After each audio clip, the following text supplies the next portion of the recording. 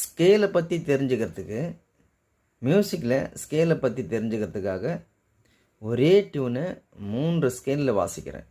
For example, இது வந்து C, இது வந்து டி ஸ்கேலு, இது வந்து இ ஸ்கேலு.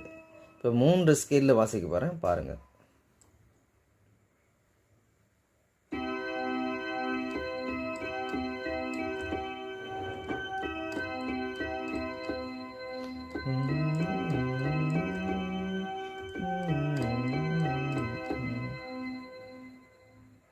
இது வந்து டி.